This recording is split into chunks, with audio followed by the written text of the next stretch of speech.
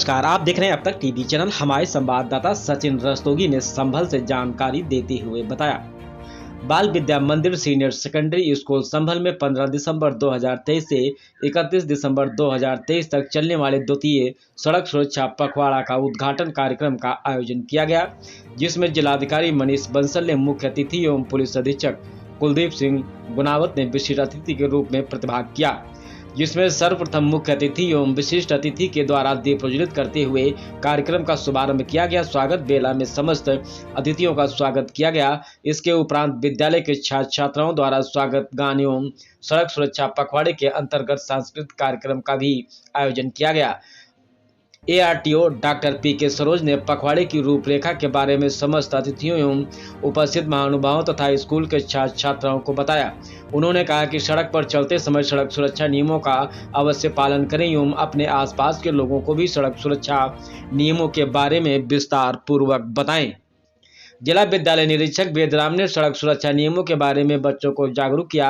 उन्होंने कहा कि बच्चे 18 साल की आयु होने के बाद ही वाहन को चलाएं। उन्होंने कहा कि सड़क सुरक्षा के नियमों का 100% पालन करना अनिवार्य है। आइए चलते हैं हमारे संवाददाता के साथ। ये 15 दिसंबर से 31 दिसंबर तक ये सड़क सुरक्षा पखवाड़ा शुरू किया गया है, जिसके अंतर्गत जागरूकता पर विशेष ध्यान दिया जाएगा। जैसा हम सब लोग जानते हैं कि यातायात के नियमों का पालन न करने के कारण या अनसेफ तरीके से गाड़ियां चलाने के कारण हर साल कई लोगों की मृत्यु और दुर्घटना में घायल हो जाते हैं। तो इसलिए लोगों को जागरूक किया जा रहा है कि छोटे छोटे नियमों का पालन करने से, जैसे हेलमेट पहनने से, अपनी सही डायरेक्शन में गाड़ी चलाने से, ओवर स्पीडिंग ना करने से, सीट बेल्ट पहनने से किस प्रकार के उनके जीवन का बचाव हो सकता है। और इस पर हम लोग साथ ही साथ एनफोर्समेंट पर भी विशेष ध्यान देंगे। जितने भी हमारे ऐसे वाहन पाए जाएंगे जो यातायात नियमों का पालन नहीं कर रहे हैं, उनके खिलाफ चालान करना, या फिर इस समय क्योंकि कोहरा बहुत तेज़ी से अब पड़ना शुरू होने वाला है, सर्दियां आ गई हैं, तो उसमें रिफ्लेक्टर्स इत्यादि का प्रयोग जो है प्रॉपरली सभी वाहन करें। इसकी अवेयरनेस पर भी विशेष ध्यान दिया जाएगा ताकि हम लोग अपने ज़िले में यातायात दुर्घटनाओं को कम से कम कर सकें। कि हम सड़क पर सदैव यातायात नियमों का पालन करेंगे तथा सुरक्षित यात्रा हेतु सदैव हम यातायात संबंधित समस्त नियमों का पालन करेंगे। हम बिना 18 वर्ष की आयु पूर्ण किए तथा बिना ड्राइविंग लाइसेंस प्राप्त किए वाहन का संचालन नहीं करेंगे। हम बिना हेलमेट के मोटरसाइकिल स्कूटर नहीं चलाएंगे। हम 4 पहिया वाहन चलाते समय सीट बेल्ट अनिवार्य रूप से पहनेंगे। हम पायदान या दरवाजों पर लटक कर यात्रा नहीं करेंगे। हम कभी भी नशे की स्थिति में वाहन नहीं चलाएंगे। हम वाहन चलाते समय मोबाइल फोन का प्रयोग नहीं करेंगे। हम वाहन चलाते समय स्टंट नहीं करेंगे। हम अत्यधिक तेज गति में वाहन नहीं चलाएंगे।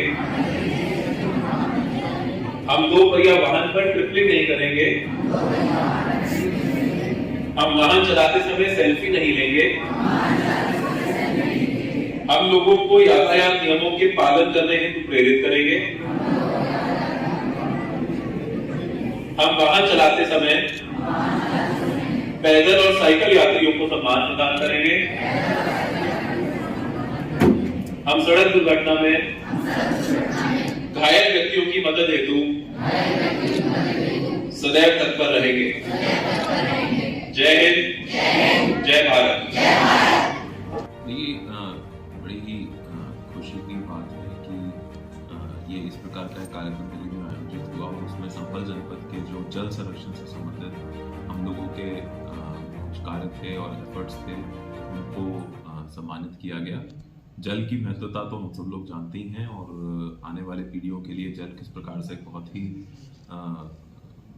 कीमती एक रिसोर्स बनने जा रहा है और किस प्रकार से तेजी से साफ और पीने का स्वच्छ पानी जो है वो लुप्त होता चला जा रहा है, उसके बारे में हम सब लोग जानते हैं। तो इसलिए जल के संरक्षण के प्रति सभी लोगों का संवेदनशीलता बहुत ही आवश्यक है। और इसमें पूरे जनपद, पूरे देश में जिन लोगों ने कुछ जल संरक्षण के लिए कार्य किए हैं या कुछ ऐसे कदम उठाए हैं, उनको इस कार्यक्रम में सम्मानित किया गया। और ये संभल के लिए गौरव की बात है कि इसमें सोत नदी का जो पुनर्जीवन था उसको भी सर क्या संदेश देंगे जनवासियों को? देखिए, मैं यही कहूँगा कि हमारा जनपद जो है हालांकि गंगा जी के किनारे पर बसा हुआ है, लेकिन उसके बावजूद हमारे जनपद के 8 में से 4 विकासखंड जो हैं वो डार्क जोन में आते हैं। और जब बहुत ही तेजी से जो हमारा भूजल है वो उसका लेवल नीचे जा रहा है, तो ये बहुत आवश्यक है कि हमारे जनपद के सभी निवासी, खासतौर पर हमारे किसान भाई, जल को लेकर बहुत ज़्यादा संवेदनशील रहें, ताकि आने वाली पीढ़ियों को भी हम वही जल उतना ही दे सकें। जल का दुरुपयोग ना करें और जहाँ तक हो सके जल को बचाएं। जल संरक्षण के लिए रूफटॉप रेन वाटर हार्वेस्टिंग आज की डेट में एक बहुत ही उपयोगी उपाय है। तो जो भी अपने घरों पर रूफटॉप रेन वाटर हार्वेस्टिंग ज़रूर लगवाएं, ताकि हम लोग जितना जल ज़मीन से लेते हैं उतना ही